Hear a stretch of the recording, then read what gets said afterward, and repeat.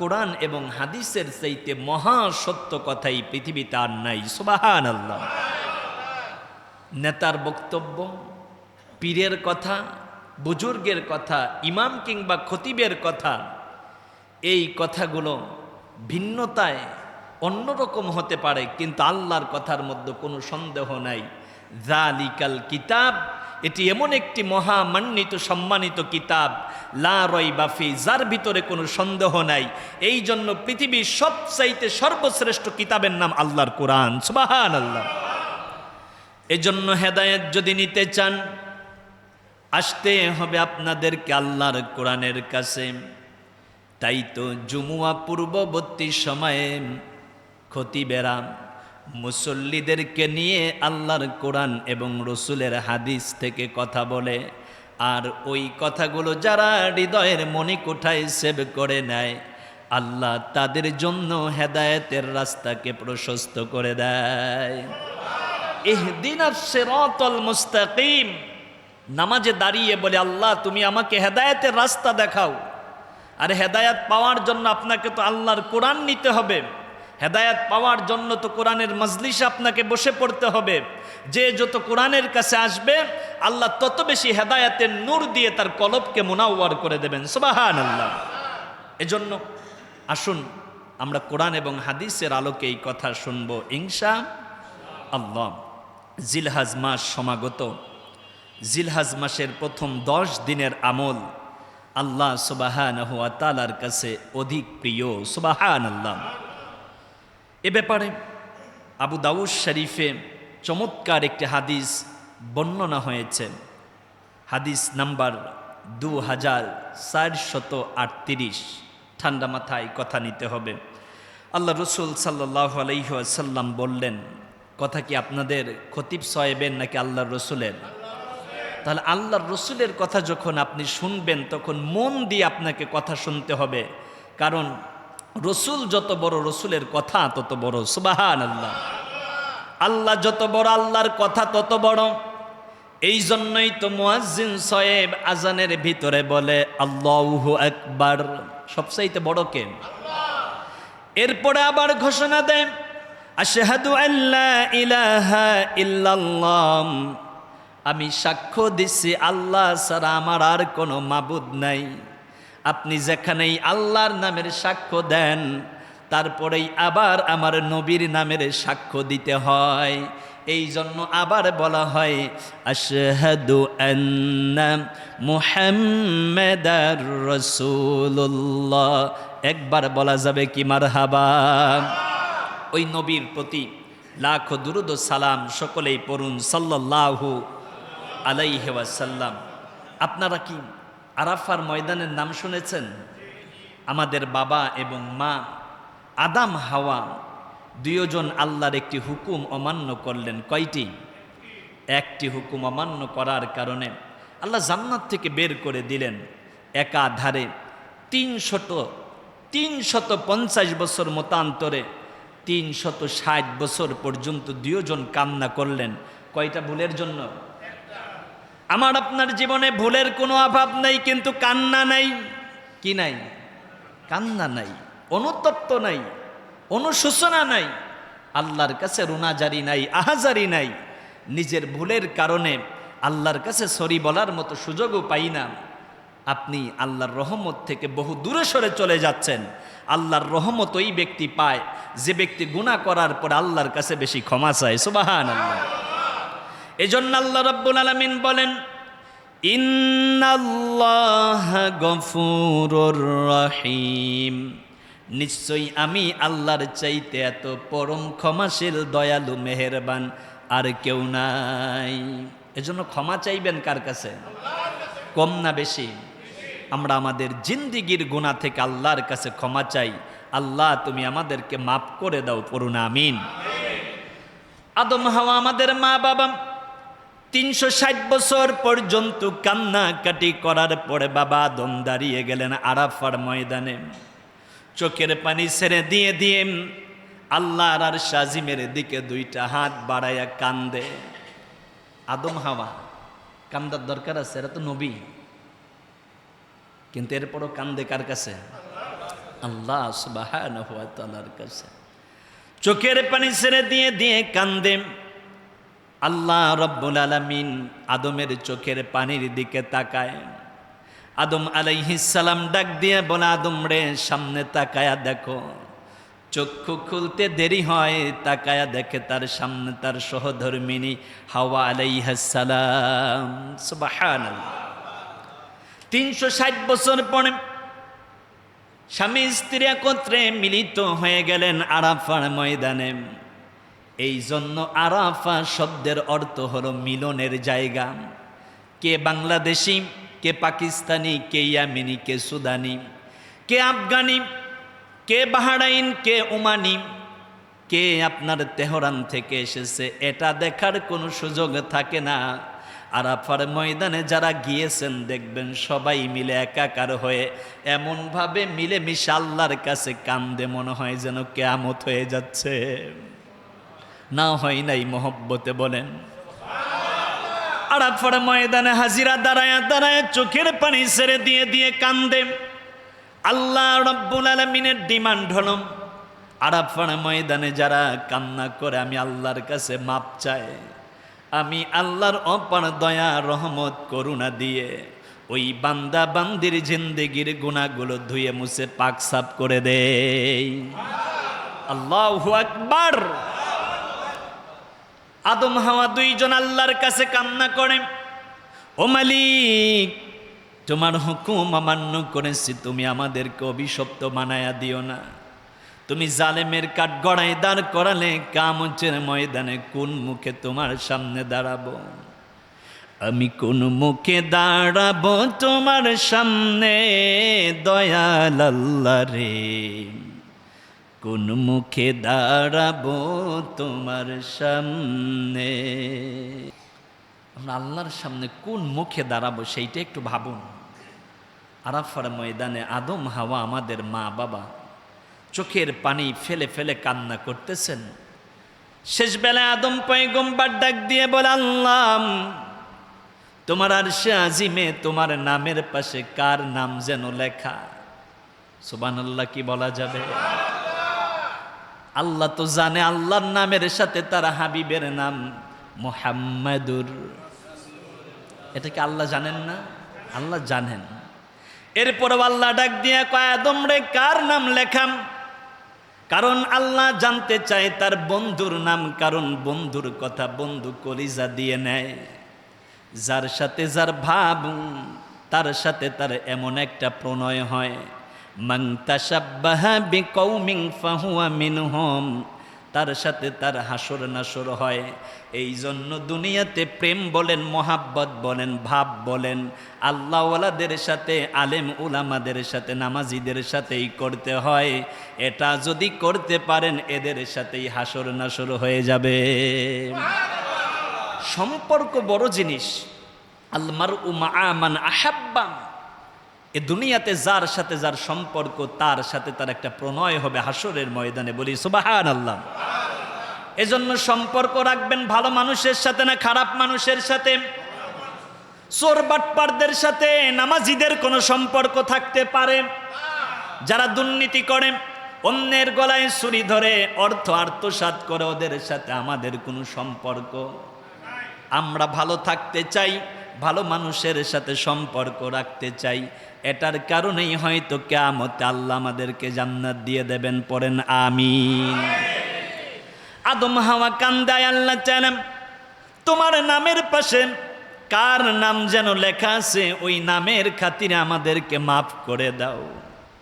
আদম ডেকে ডেকে বলে, আদম নামে আমায় তুমি সর্বপ্রথম বানাইয়া, তোমার সাথে কাহার নাম লিখিয়া রাখিলাম। আল্লাহ বলে, বন্ধু আমার মুহাম্মদ আমার সাথে জড়িত, তাহার সৃষ্টি না হইলে আসমান জমিন না হইত। সুবহানাল্লাহ। আল্লাহর প্যারা হাবিব, বিশ্ব মানবতার মহান বন্ধু, নবীদের নবী, আমার নবী, হায়াতুন নবী, জিন্দা নবী, আমার নবীর ওসিলা দিয়ে দোয়া করার সাথে সাথে দোয়া কবুল হয়। আল্লাহ রব্বুল আলামিন আদম হাওয়ার জিন্দেগির গুনাহ মাফ করে দেয়। আদম আলাইহিস সালাম আম্মা জান হাওয়া আলাইহিস সালামকে আল্লাহ মাফ করলেন, কিন্তু এরপরও আমাদের আব্বা আম্মা সন্তুষ্ট হতে পারেন না। কারণ একটা ভুল করার কারণে যেই জায়গা আসলে মাপ পাওয়া যায়।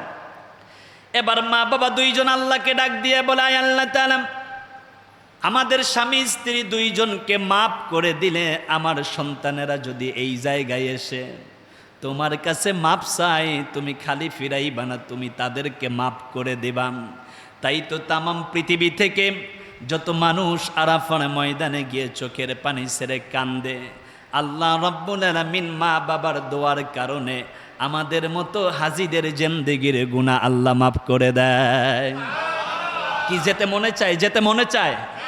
আল্লাহর কাছে ডেকে ডেকে গভীর নিশীতে তাহাজ্জুদে রাখতে বলেন, মালিক আমার তো টাকা নাই, গরিব মানুষ কেমনে যাব মদিনায়, তুমি আমাকে কুদরতিভাবে উড়াইয়া উড়াইয়া নিয়ে যেও মক্কা ও মদিনায়। বলেন আমিন।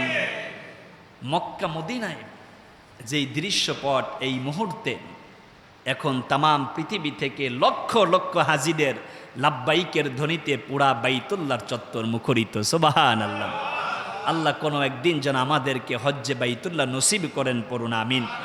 আমি মূলত যে জায়গায় কথা বলতেছিলাম, আল্লাহর প্যারা হাবিব বিশ্ব নবী মুহাম্মদুর রাসূলুল্লাহ সাল্লাল্লাহু আলাইহি ওয়াসাল্লাম জিলহজ মাস সম্পর্কে খুব চমৎকার করে বলেছেন, মা মিন আইয়ামিল আমালুস সালিহু ফিহা আহাব্বু ইলাল্লাহি মিনাল আইয়াম ইয়ানি আইয়ামিল আশরি। আল্লাহর রাসূল সাল্লাল্লাহু আলাইহি ওয়াসাল্লাম আমাদেরকে জানিয়েছেন, আল্লাহ সুবহানাহু ওয়া তাআলার কাছে সবচাইতে অধিক প্রিয় হচ্ছে জিলহজ মাসের 10 দিনের আমল। সুবহানাল্লাহ। আজ জিলহজ মাসের 26 তারিখ, আর 4 দিন পরেই জিলকদ মাসের 26 তারিখ, আর 4 দিন পরেই আমরা পেয়ে যাব এক মহিমান্বিত সম্মানিত কুরবানি এবং ঈদুল আদহার চাঁদ, জিলহজ মাসের চাঁদ। আল্লাহ যেন জিলহজ মাসের পূর্ণ বরকত আমাদেরকে নসিব করেন, পড়ুন আমিন। তাহলে আল্লাহর কাছে জিলহজ মাসের প্রথম 10 দিনের আমলের দাম কম না বেশি? নাকি ঘুমায়া ঘুমায়া জিলহজ কাটায়া দিবেন? না না না, ঘুমায়া ঘুমায়া জিন্দেগি নষ্ট করবেন না। ও রমজানে যেমন আপনি ইবাদতের জন্য প্রতিযোগিতা শুরু করে দেন, এই জিলহজ মাসেও আপনি ইবাদতের একটা প্রতিযোগিতা শুরু করবেন, একটা রুটিন করে নেবেন। জিলহজ মাসের প্রথম 9 দিন যেন একদিনও আমার রোজা বাদ না যায়, একদিনও তাহাজ্জুদ বাদ না যায়। কারণ জিলহজ মাসের প্রথম 10 দিন কার কাছে দামি? কার কাছে? যেই মাসটা আল্লাহর কাছে দামি, ওই দামি মাসে যারা ইবাদত করে আল্লাহর সন্তুষ্টি অর্জনের জন্য পাগল পাড়া হয়ে যায়, আল্লাহ রব্বুল আলামিন তাদেরকেও দামি বানায়া দেয়। এই যে লক্ষ টাকা খরচ করে কুরবানি দেওয়ার জন্য নিয়ত করেছেন, অনেকেই গরু কিনবেন। আল্লাহ তো গরু চায় না, ছাগল চায় না, আপনার গোশতও চায় না।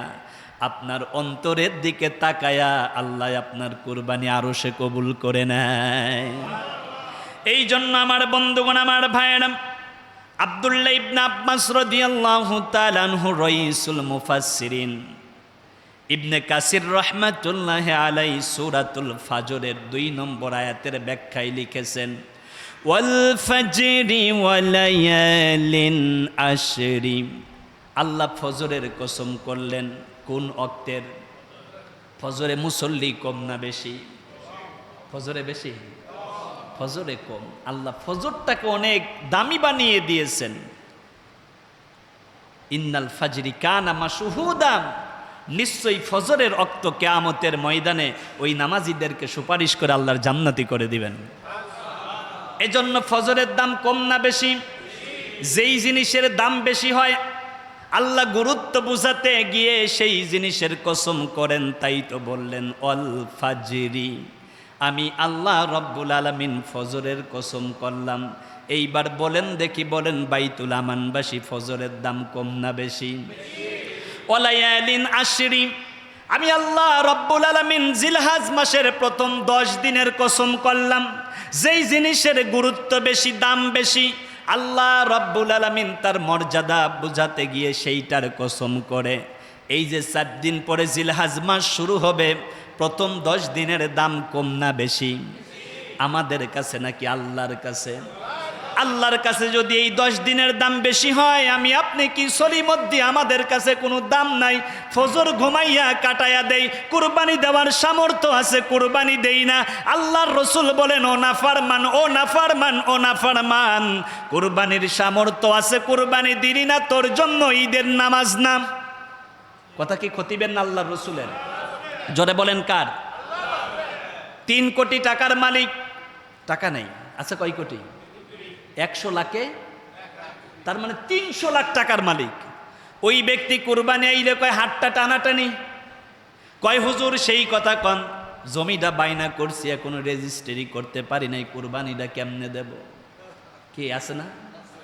কিন্তু আবার মাইয়াটারে বিয়ে দেয়, মাত্র খরচ করছে 43 লাখ খরচ কইরা। মাইয়া বিয়ে দিয়েছে 43 লাখ, কিন্তু বছরে একবার সয়েবে নেশাব হওয়ার কারণে তার উপরে কুরবানি ওয়াজিব। ফরজের পরে ওয়াজিবের অবস্থান। যে ব্যক্তি তরফ করবে ওই ব্যক্তি গুনাহগার, অস্বীকার করলে সে কুফর করে। এই জন্য আপনার সামর্থ্য থাকলে যদি আপনি কুরবানি না দেন, রসুল বলেছে সেজন্য আমার ঈদগাহে আসে না। জোরে বলেন নাউযুবিল্লাহ। 5 ভাই, কয় ভাই? 20,000 করেও যদি একটা করে ভাগ রাখেন, 1 লাখ, কয় লাখ? কি গরু হয় না? আপনাকে 5 লাখ দিয়ে গরু কিনতে হবে, কে বলছে আপনাকে? আপনার 7 ভাগ করা যাবে। 5 ভাই 20,000 করে দিয়ে আপনি 1 লাখ। যদি চিন্তা করেন আরো 2 ভাগের যেহেতু সুযোগ আছে, আরো নামাজি পরহেজগার দেখে আরো 2টা ভাগ দিয়ে 1,40,000 দিয়ে একটা গরু কেনেন, আপনার 20,000 টাকা আল্লাহর দরবারে পৌঁছাবে। ওই সময় যখন আপনার অন্তরটা পরিশুদ্ধ হয়ে যাবে। আগে কি করতে হবে? অন্তর পরিশুদ্ধ করতে হবে। কুরবানি হবে কার জন্য? নাকি বিশাল বড় একটা গরু কিনছে, আমারে সবাই বলবে বড় গরু কুরবানি করছে? না না, এই জন্য না, আমার কুরবানি হবে কার জন্য? এই জন্য তাকায়া দেখেন, বাইতুল আমান পঞ্চায়েত ব্যবস্থায় অনেকেই স্বাবলম্বী আছেন। ঘরের ভিতর আপনার সাংসারিক খরচ বাদ দিয়ে যদি 2 লাখ টাকাও থাকে এই বাজারে, কয় লাখ? তাহলে আপনার সামর্থ্য অনুযায়ী কুরবানি করা ওয়াজিব। কুরবানি করা কি? সবাই বলেন না। যদি হিসাব করতে যান, সাংসারিক খরচ বাদ দিয়ে ঋণ মুক্ত অবস্থায় বাইতুল আমানে 2 লাখ টাকার মালিক আছে, এরকম লোকের অভাব নেই। কিন্তু কুরবানি নেই, টাকার অভাব নেই, কুরবানিরও নেই। তাহলে আপনি আল্লাহর দরবারে কেমনে নিজেকে সুপর্দ করবেন? যাকাতও নাই, যাকাতও নাই। আপনি সয়েবে নেসাবের মালিক যদি হন, এই বাজারে যদি আপনার সাংসারিক খরচ বাদ দিয়ে 2 লাখ টাকাও ক্যাশ থাকে, আপনার উপরে কুরবানি কি? ওয়াজিব। কেউ যদি চিন্তা করেন হুজুর আমার তো 1.5 লাখ আছে, আপনি কুরবানি দিয়ে দেন না। 20,000 টাকা যদি একটা ভাগ রাখেন, তাহলে আল্লাহর কাছে আপনি উত্তম কি পাবেন? প্রতিদান পাবেন। আজরুহুম ইনদা রব্বিহিম, আল্লাহর কাছে রয়েছে উত্তম প্রতিদান। আর উত্তম প্রতিদান হচ্ছে লিকাই রব্বিহি, কারণ কুরবানি কার জন্য হয়? আর কুরবানি মানেই হচ্ছে করবা, মানে আল্লাহর কাছে যাওয়া। যারা আল্লাহর রাহে কুরবানি করে তারা সরাসরি আল্লাহর কদম মোবারকের কাছে চলে যায়। সুবহানাল্লাহ। এই জন্য এবছর যাদের সামর্থ্য আছে কুরবানি দেব, তো প্রয়োজনে ভাগে দেব। প্রয়োজনে কি করব? ভাগে দেব। 3 ভাই 50,000 করে দিলেই তো 1.5 লাখ টাকার একটা গরু হয়ে যায়। কিন্তু আমরা অনেক সময় চিন্তা করি, দূর, সেই কথা কয় বাইতুল আমান পঞ্চায়েত ভাগ আছে 2টা। কি আছে? সবাই বলেন না। তো 2টা ভাগ আছে, 5 কেজি 5 কেজি পাইলেও তো 10 কেজি। এরপরে মুতাল্লি সাহেব দেবে, আব্দুর রহিম সাহেব দেবে, জব্বার সাহেব দেবে, অমুকে দেবে, তমুকে দেবে, মোটামুটি 20 কেজির একটা ব্যবস্থা হয়ে যাবে। সেক্ষেত্রে আমার আর কোরবানি দেওয়া লাগে? আমার দাদা সবসময় একটা কথা বলতো, কয় কামনা কইরা যদি ভাত পাওয়া যায় কাম করার দরকার আছে? কামনা কইরা যদি ভাত পাওয়া যায় কাম করার দরকার আছে? 20 কেজি থাকতো না। অনেক ক্ষেত্রে দেখা যায় ধনাঢ্য মানুষ যারা কুরবানি দেয়, কিন্তু আবার স্বাবলম্বী যারা কোরবানি দেয় না, এই ধনাঢ্য মানুষগুলো তাদেরকে দিতে গিয়ে গরিবের ভাগই পায় না। কি কথা বুঝতে পারতেছেন? কারণ আপনি তো সামর্থ্যবান, আপনার দেওয়ার সামর্থ্য আছে, আপনি আরেকজনের কাছে হাত পাতেন কেন? আলিয়াদু আল উলিয়া খৈরুম মিন ইয়াদি সুফলা, উপরের হাতের থেকে নিচের হাত উত্তম। উপরের হাতটা উত্তম আর নিচের হাতটা অধম। এই জন্য আমরা নিচে হাত বাড়াবো না, বরং আমরা দেবার চেষ্টা করব। কি করব? এক ভিক্ষুক করতেছে ভিক্ষা, মাগো লা ইলাহা ইল্লাল্লাহ, আল্লাহর নামে কিছু খয়রাত দাও। ওই বাড়ির মালিক আর খয়রাত দেয় না। ভিক্ষুক দেখতে দেখতে অতিষ্ঠ হয়ে রাগ হইয়া কয়, চাউল দিতে পারো, টাকা দিতে পারো আর না পারো, কিচ্ছু না পারো, এক খাবলা ছাই দাও। এটা তো দেওয়ার একটা অভ্যাস তো হোক। এবছর আপনি গরু দিতে পারতেছেন, একটা ছাগল দিয়ে শুরু করেন। একা দেওয়ার সামর্থ্য নাই, 20,000 টাকা করে দিয়ে 7 জনে 1,40,000 টাকা দিয়ে শুরু করেন।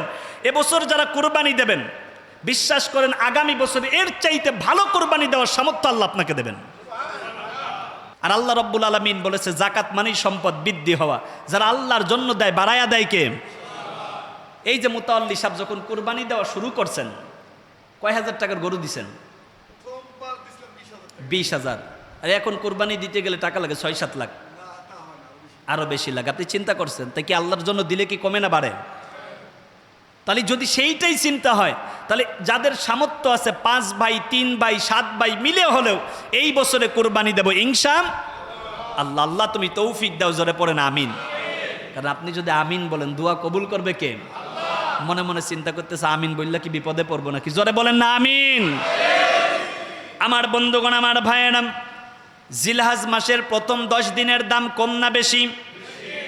আল্লাহর রসুল সাল্লাল্লাহু আলাইহি ওয়াসাল্লাম এই 10 দিনের কিছু আমলের কথা বললেন। জিলহজ মাসের 1 তারিখ থেকে 9 তারিখ পর্যন্ত নফল রোজা রাখবো। কি রোজা? বেশি বেশি জিকির ও কোরআন তিলাওয়াত করব, চলতে ফিরতে জিকির করব, সময় পাইলে আল্লাহর কোরআনটা বের করে কোরআন তিলাওয়াত করব। কোরআন আছে যেখানে রহমত আছে, তার মানে রহমতের মাস জিলহজ মাস। কোরআন তেলাওয়াতের মাধ্যমে কাটবে, জিকিরের মাধ্যমে কাটবে। রমজানে যেমন একটা রমজান রমজান ভাব থাকে, জিলহজ মাসে ইবাদতের একটা পরিবেশ আমরা বাইতুল আমানবাসী করতে চাই। পারবো তো ইনশাআল্লাহ? রোজা রাখবেন, রাস্তায় দেখা হয়েছে, ভাই 1 কাপ চা খান। না ভাই, আমি তো আজকে রোজা রেখেছি। অন্য পঞ্চায়েতের মানুষ চিন্তা করবো, ওমর খোদা সেই কথাটা কও, বাইতুল আমানের মানুষ দেখি নফল ইবাদত পর্যন্ত ছাড়ে না। তার মানে আপনারা দেখা দেখি যদি অন্যরাও ইবাদত করে, তার একটা সওয়াব আল্লাহ আপনার আমল নামায় দিয়ে দেবেন। কিন্তু কোনোভাবে যেন লৌকিকতা না হয়ে যায়। হবে কার জন্য? আমি আল্লাহর জন্যই করব, কিন্তু আমার দেখা দেখি আরেকজন যেন ইন্সপায়ার হয়, আমার দেখা দেখি যেন আরেকজন করতে থাকে। তার মানে আপনি এমন মানুষের কাছে বসছেন, আল্লাহর ঘর মসজিদে কিচ্ছু দেয় না, কিন্তু পকেট থেকে 50 টাকার একটা নোট বের করে ওরে দেখাই আপনি আল্লাহর ঘরে দেন। ওরে দেখানো মানে ওরে দেখানো না, ওরে এইটা বোঝানো যে আল্লাহর ঘর মসজিদে নিজের অর্থ দিতে হয়, আর দেওয়ার কারণে আল্লাহর কাছে পছন্দের হওয়া যায়। সুবহানাল্লাহ পড়েন। এই জন্য মাঝে মাঝে দান দেখায়া করতে হয়, যে এই যে আল্লাহর ঘরে আমি 1000 দিলাম, ভাই আল্লাহ তো তোমার সামর্থ্য দিছে, তুমি কেন দিতে চাও না? ভাই এ সম্পদ তো একদিন থাকবে না। এই যে আপনি তার এই কথাটুকু বললেন, আপনার কথা বলার কারণে সে যদি আল্লাহর ঘরে দান করে, তাহলে আপনি একটা অংশ সওয়াব পেয়ে যাবেন, কারণ আপনি দান করার ব্যাপারে সহযোগিতা করছেন। কি করছেন? সহযোগিতা করছেন। 3 নম্বর, কুরবানির পশু ক্রয়ের জন্য পূর্ব প্রস্তুতি গ্রহণ করা। আমরা কেমন পশু ক্রয় করব, কত টাকা দিয়ে ক্রয় করব, কোন বাজার থেকে ক্রয় করব, দেখে শুনে। কুরবানির পশু অনেক সময় মনে করি, দূর এইটা দেখে শুনে না কেনাই ভালো, কারণ আমি তো আল্লাহর জন্যই দিচ্ছি। না, আমি এই কথার সাথে পুরা বিপরীত। কারণ হচ্ছে, আপনি কিনলেন 1 লাখ টাকা দিয়ে একটা গরু, ন্যূনতম তো 3 মণ হওয়া দরকার, তাই না? 1 লাখ টাকার গরুতে 3 মণ। এখন আপনি 1 লাখ টাকা দিয়েই কিনলেন, এখানে গোশ হয়েছে মাত্র 2 মণ 20 কেজি। এখানে লস না লাভ? লস। কারণ এখানে যদি আরো 1 মণ গোশ বেশি হইতো, তাহলে আমি 1 মণে 40 কেজি, 40টা গরিব পরিবারকে বেশি দিতে পারতাম। এই জন্য আমি হালাল টাকা দিয়ে গরু কিনবো, যাচাই বাছাই করে ভালো মানের গোশও বেশি হবে, যাতে অন্যকে বেশি দিতে পারি। এই চিন্তায় আমরা যাচাই বাছাই করে গরু কিনবো। পারবো তো ইনশাআল্লাহ? কারণ আপনি চিন্তা করলেন, কুরবানির গরু আল্লাহর জন্যই তো দেবো, টাকার দিকে তাকানোর দরকার নাই, গরুর দিকে তাকানোর দরকার নাই। না, গোশ যত বেশি হবে আপনি অন্যকে তত কি করতে পারবেন? বেশি দিতে পারবেন। এজন্য গোশের ফলন দেখেও গরু কিনতে হবে আপনাকে। কারণ আমার টাকা কি আমি জলে ফেলাইয়া দেবো নাকি? আমার টাকা তো হারামের টাকা না, এটা হালালের টাকা, মাথার গাম পায়ে ফেলে অর্জিত টাকা। এই টাকা দিয়ে আমি গরু কিনবো, আমার বাড়ির পাশের ভাই, আত্মীয় স্বজন, আপনজন সবাইকে দিয়ে ত্যাগের মহিমায় উদ্ভাসিত হবে বাইতুল আমানবাসীদের এবছরের কুরবানির ঈদ। পড়ুন আমিন। 4 নম্বর, জীবনের গুনাহ মাফের জন্য বেশি বেশি তাওবা এবং ইস্তেগফার করা। আপনি 5 ওয়াক্ত নামাজের পর আল্লাহর কাছে তাওবা করবেন, আল্লাহর কাছে দোয়া করবেন। আর জিলহজ মাসের চাঁদ দেখা গেলে চুল এবং নখ, অবাঞ্ছিত লোম এইগুলো কাটা যাবে না, আগেই কাটবেন। এখন তো সহজ হিসাব, যেদিন আপনি সৌদি আরবে চাঁদ দেখার সংবাদ শুনবেন তার পরের দিন সূর্য ডুবার আগেই আপনার হাতের নখ, আপনার চুল, অবাঞ্ছিত লোম যা আছে এগুলো আপনি কেটে ফেলবেন।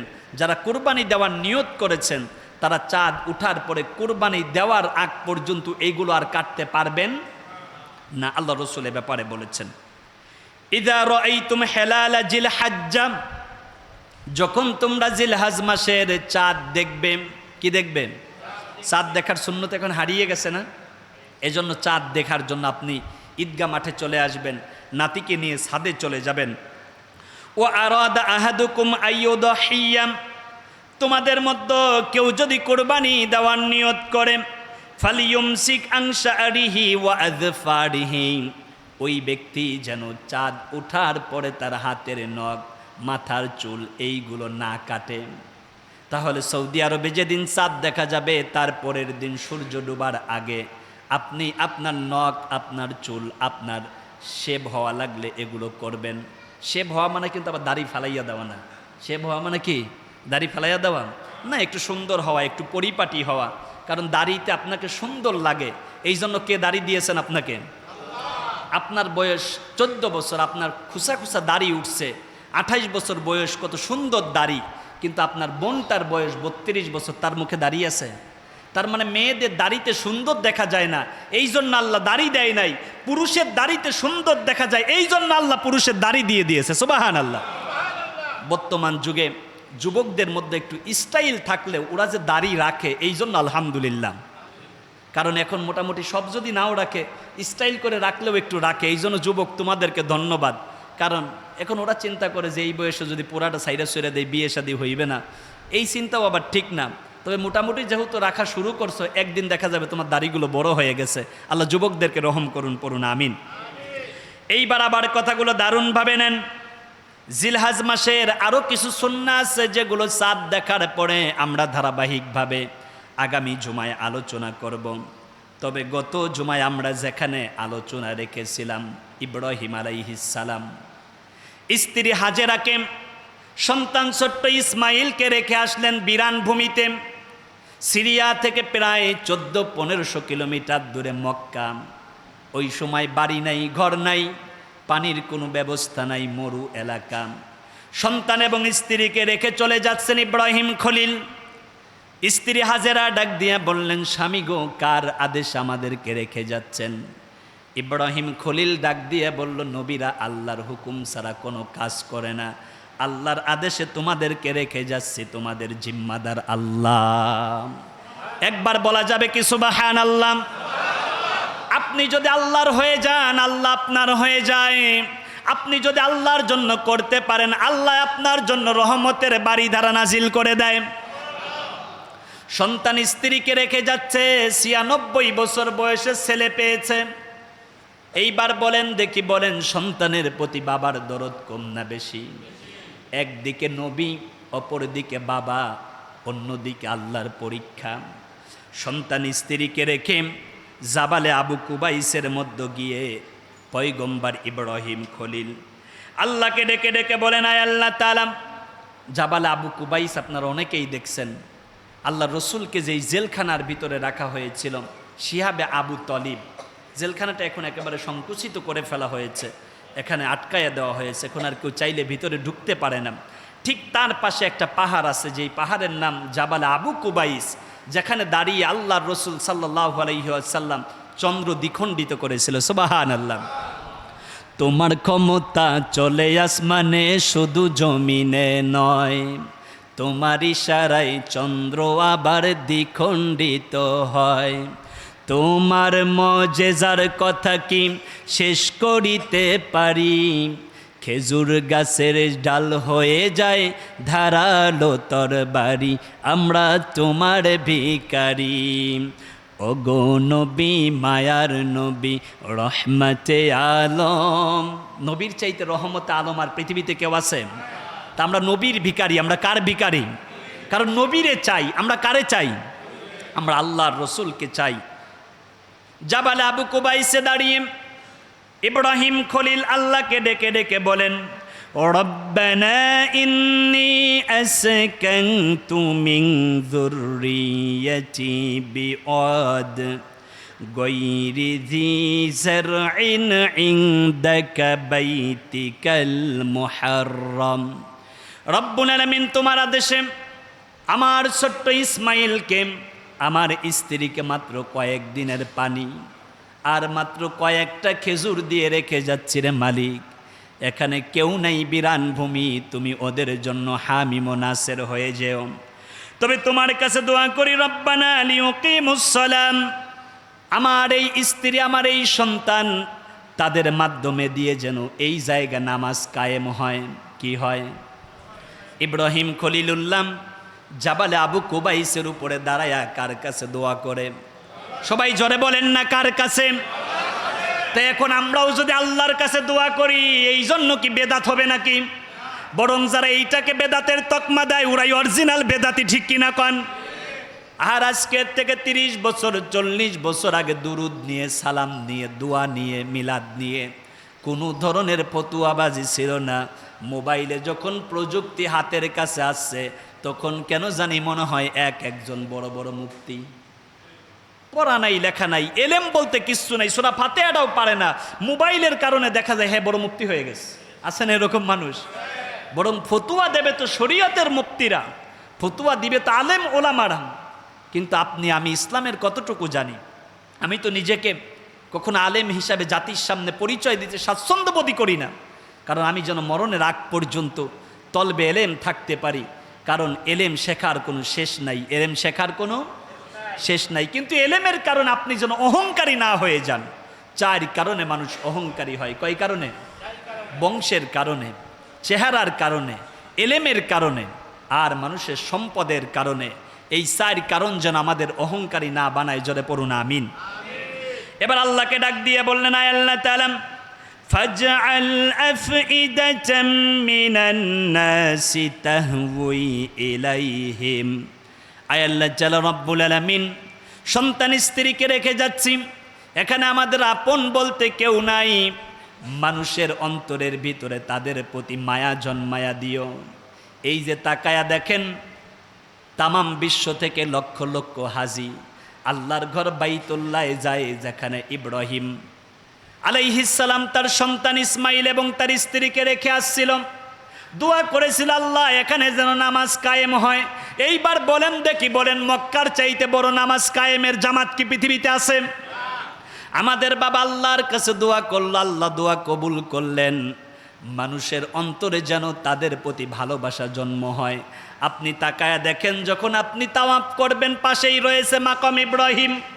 জমজমের পানি পান করতে গেলে মনে হয় ইব্রাহিমের কথা, ছাপা মারোয়া দৌড়া দৌড়ি করতে গেলে মনে হয় হাজেরা আলাইহিস সালামের কথা।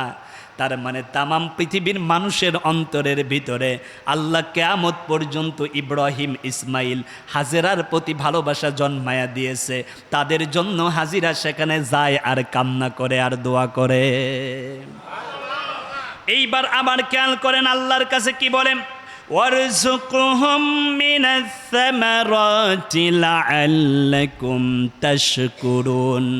আয় আল্লাহ তাআলা, বিরান ভূমি, এখানে খাবার দাবারের কোনো ব্যবস্থা নাই, কিন্তু আল্লাহ তোমার কাছে দোয়া করি আমার সন্তানের জন্য। সন্তান মানে শুধু ইসমাইল না, সন্তান মানে হচ্ছে কিয়ামত পর্যন্ত যত মানুষ সেখানে যাবে সবাই ইব্রাহিম নবীর সন্তান। জোরে বলেন সুবহানাল্লাহ। মক্কায় খাবারের অভাব আছে? কি অভাব আছে? কত ফল ফ্রুটস, সেখান থেকে নিয়ে আপনার খেপসা, আস্ত খাসি, দুম্বা, খাবারের কোনো অভাব আছে? তার মানে আপনার সেই জায়গাতে যারা যাবে তারা চিন্তা করে, আহারে বাংলাদেশে খাবার অপচয় করি না, কিন্তু বাংলাদেশের মানুষের চাইতে 3 গুণ বেশি খাবার মক্কা মদিনাতে অপচয় করে, নষ্ট হয়। কিন্তু আমরা যারা হাজিরা আছি মক্কা মদিনায় গিয়ে খাবার অপচয় করব না। কি করব না?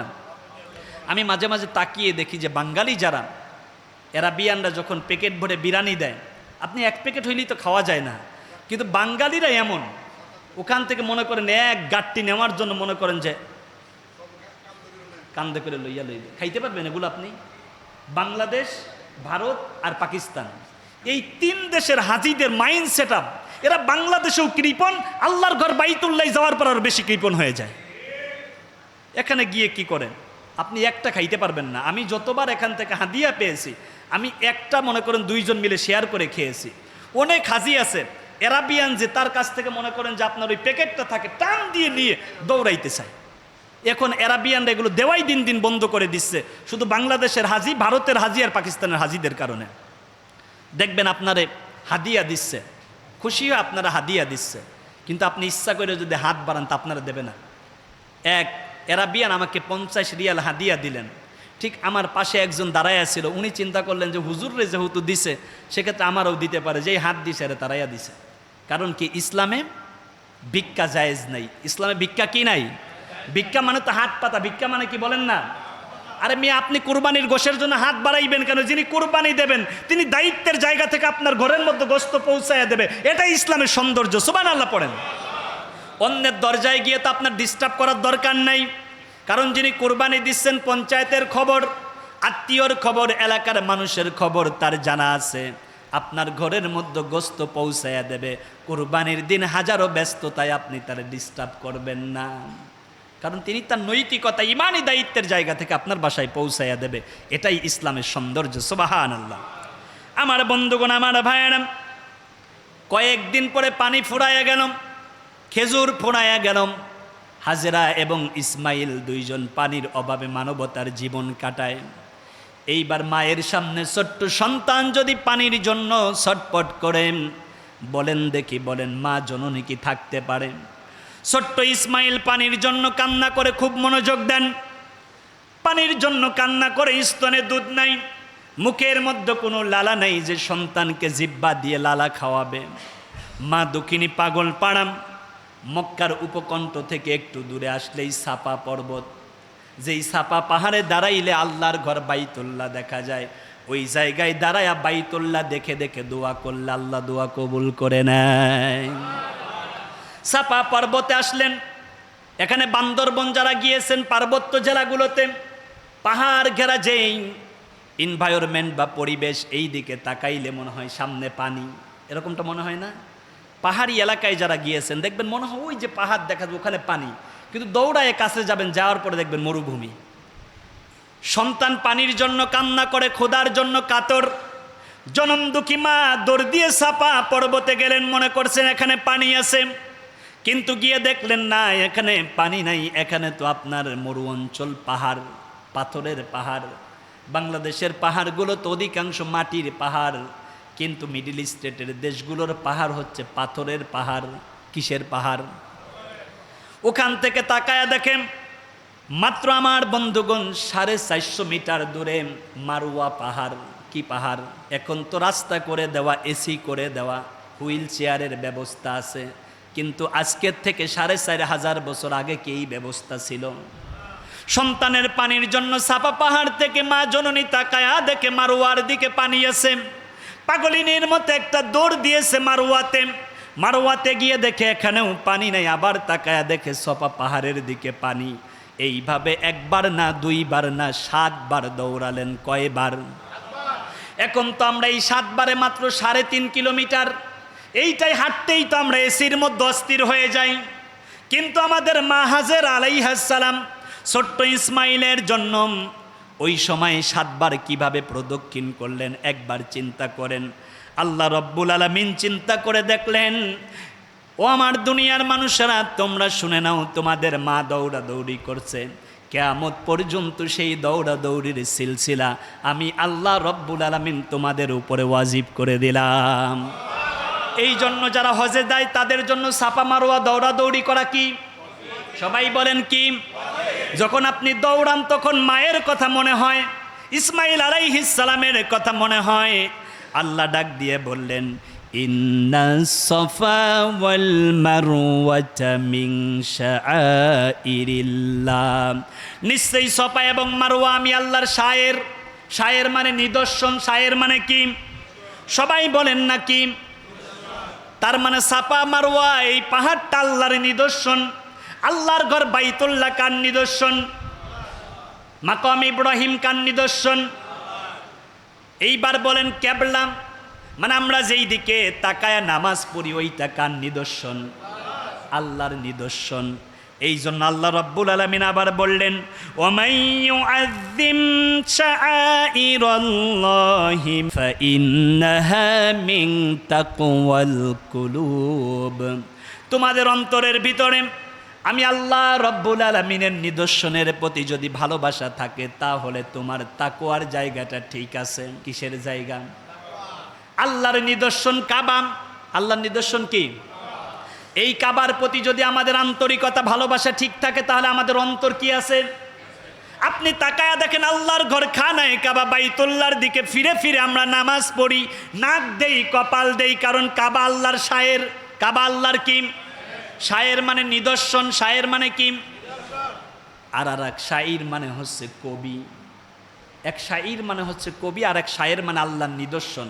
তা আল্লাহর যেই কাবার দিকে তাকায়া তাকায় আমরা নামাজ পড়ি, আল্লাহর কাবার দিকে সাজদা দেই, ও বন্ধু ও দোস্ত, সেই খুদার ঘর মসজিদের ভিতরে বসে আল্লাহ শায়েরের দিকে অনেক সময় দুই পাও সরাইয়া দেই। এইটা আল্লাহর কিবলার সাথে এক ধরনের দৃষ্টতা দেখানো। কি কথা বলছেন না কেন? তার মানে আল্লাহর ঘর খানায় কাবা, এই দিকে তো থুতু ফেলানোই হারাম। থুতু ফেলানো কি? কি বিশ্বাস হয় না আপনাদের? আল্লাহর রসুল সাল্লাল্লাহু আলাইহি ওয়াসাল্লাম বললেন, আবু দাউদ শরীফের 3824 নম্বর হাদিস, আল্লাহর রসুল বললেন, মান তাফালাম তুজাহাল কিবলাতা জাআ ইয়াউমাল কিয়ামাতি তাফলুহু বাইনা আইনাইহি। যারা কাবার দিকে থুতু নিক্ষেপ করে কিয়ামতের ময়দানে বড় একটা মায়েদাই করে ডিশের ভিতরে করে তার থুতুগুলো একত্রিত করে তার চোখের সামনে দেওয়া হবে। নিজের থুতুও যদি নিজের হাতের মধ্যে মেখে নাকের কাছে নেন, দুর্গন্ধ কম না বেশি? তার মানে কিয়ামতের ময়দানে ওই থুতু যদি আপনার মুখের কাছে ধরা হয়, ভালো লাগবে না খারাপ লাগবে? তার মানে কিবলার দিকে থুতু ফেরানোই যদি আপনার নিষেধ হয়, ওই কিবলা তো আল্লাহর শায়ের, পারতপক্ষে আল্লাহর কিবলার দিকে পা দেওয়া জায়েজ নাই। কি নাই? কারণ আল্লাহর কিবলা আমাদের শায়ের।